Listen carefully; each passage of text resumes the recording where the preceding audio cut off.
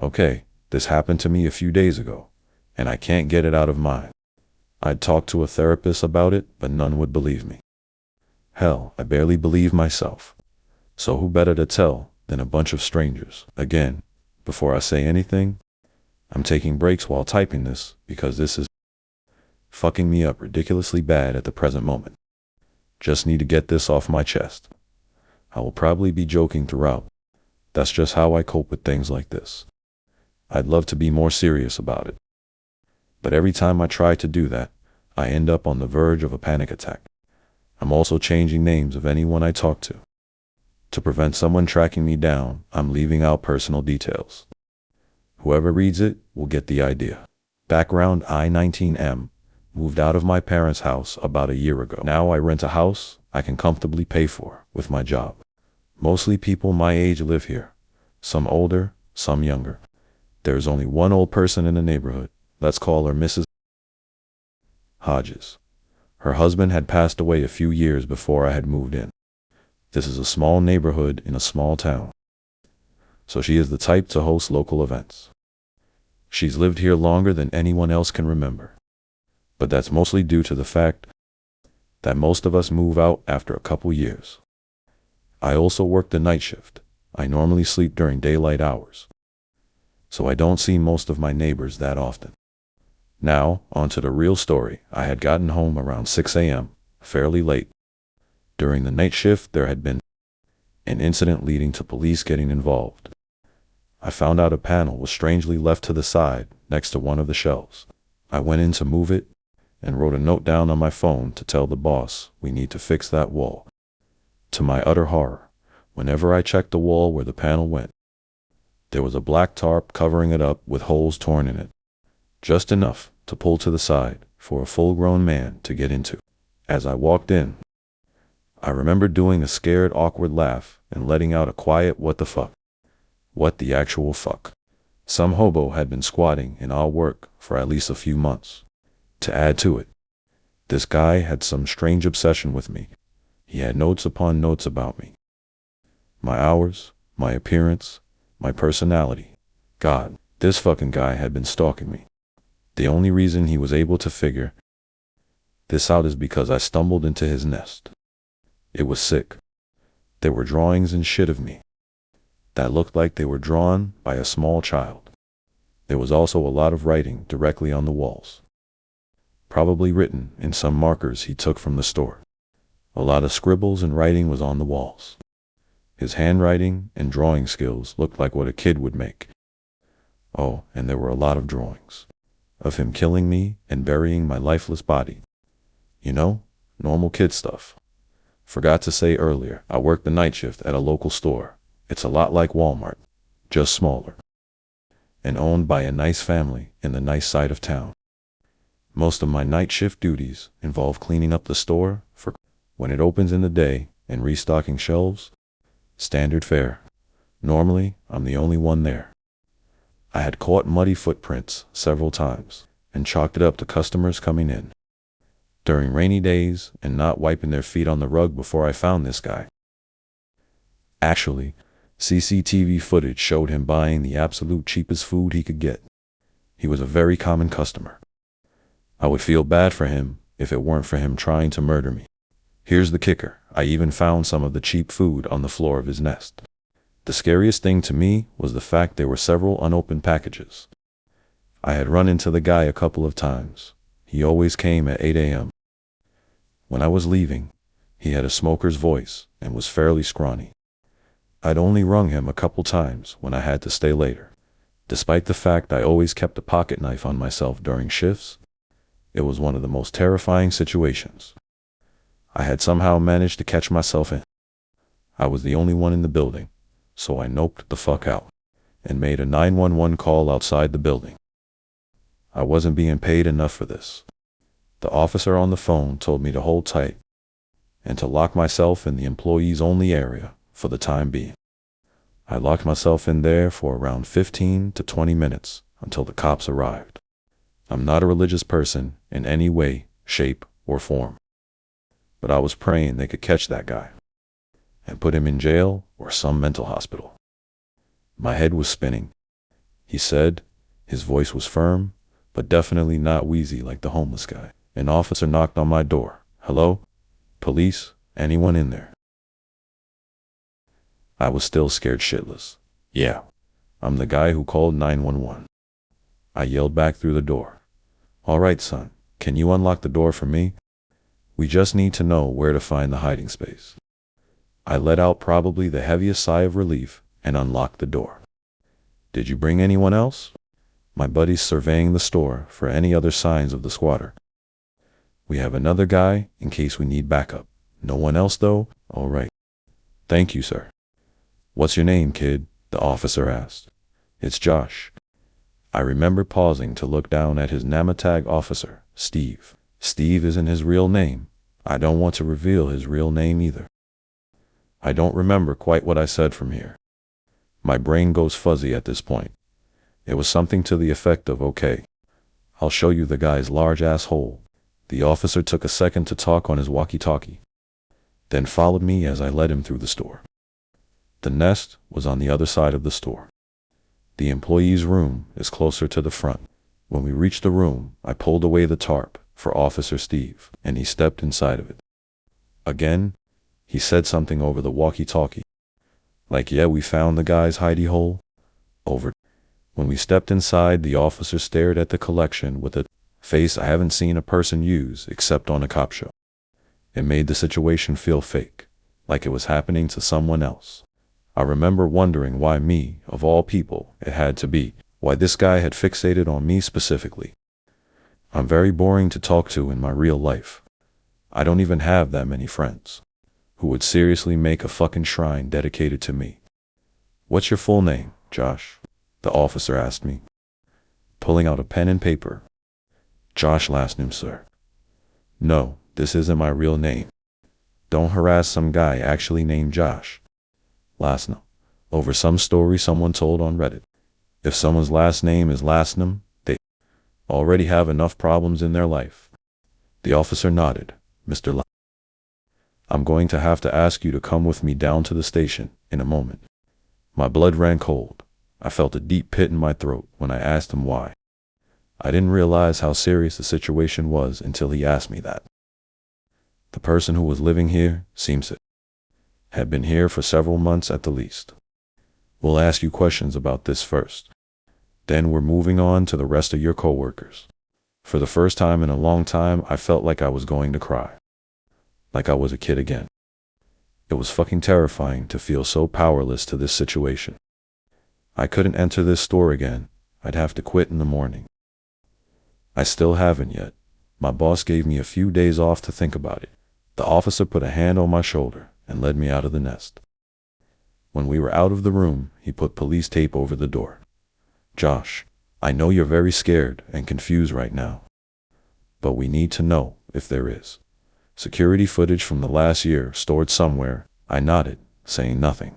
I think I gestured for him to follow me. On the long way back, I think he called to tell his buddy where he was going, or what he found. I was in too much of a daze to make it out. Once we got into the security room, I looked for a few boxes.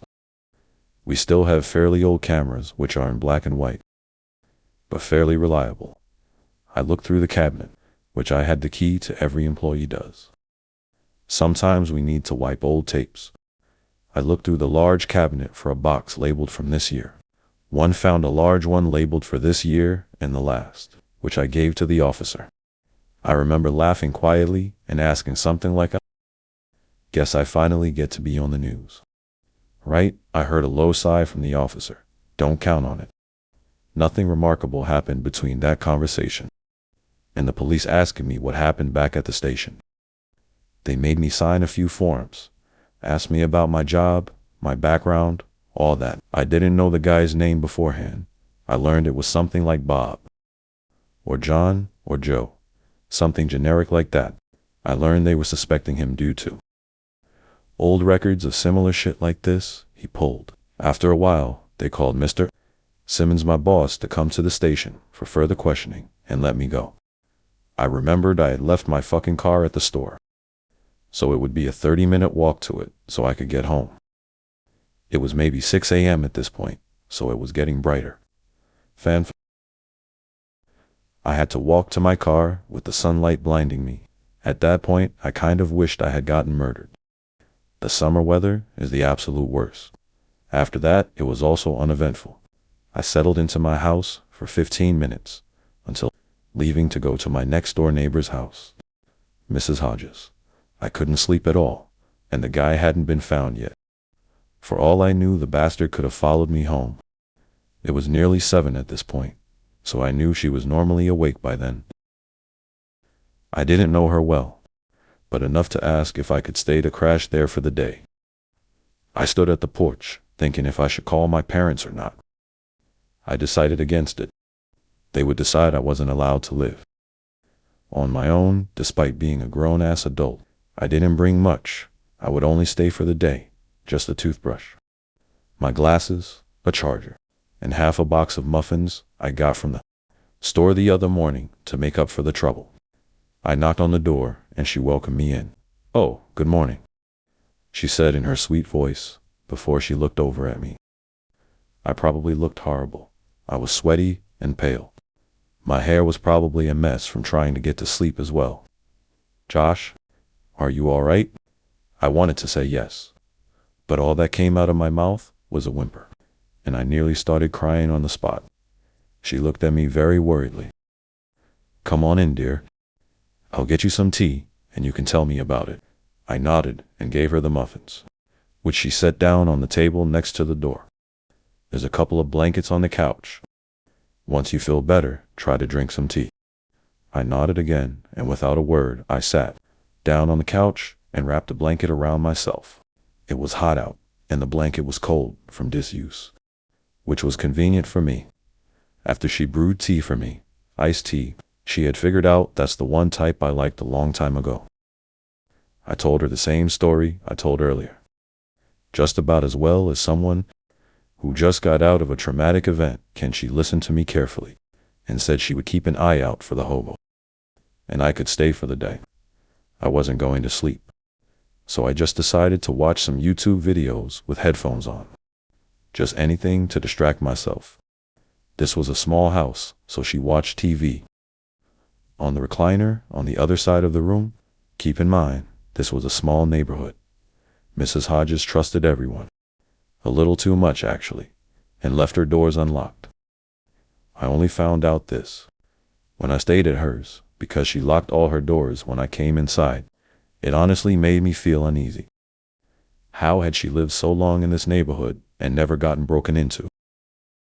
This wasn't the nice side of town, and she was old, so I imagined she wouldn't be able to fight back. After a while of being at her house, we both heard loud knocking from the front door of the house. It scared the shit out of me. The knocking continued, erratic. It would pound several times, then stop for a few seconds, then go again. I turned around and peeked through the blinds. I let out a decently loud shit on immediate reaction, immediately regretting it. The hobo stared at me with this 1,000-yard stare, like he was looking through me. I cursed myself for forgetting how paper-thin the walls were. Mrs. Hodges got up and started to walk towards the door. "Don't worry, I've got it. It's the guy, I shouted at her. She was going to get herself killed. It reminded me of the stories I heard about old ladies checking the door, only to get the shit beaten out of them and robbed. I don't know if those are true or not. I just know that's the first thing I thought about. "I'll keep you safe. Don't worry," she said calmly. A million thoughts raced through my head as she opened the door. I braced myself, taking the pocket knife out of my pocket and opening it just in case. I was not winding up on a murder case if I had anything to say about it. A wheezy voice spoke through the door. "Josh, where's Josh?" he asked, more a command than a question. "Say get the hell out or I will make sure you don't," Mrs. Hodges said in a dark tone I had never heard from her before. "You think you can threaten me?" The hobo let out a wheezy laugh. "Fucking bitch, are you stupid? I need Josh. I know he's here, right now." I watched as she stared for a long moment.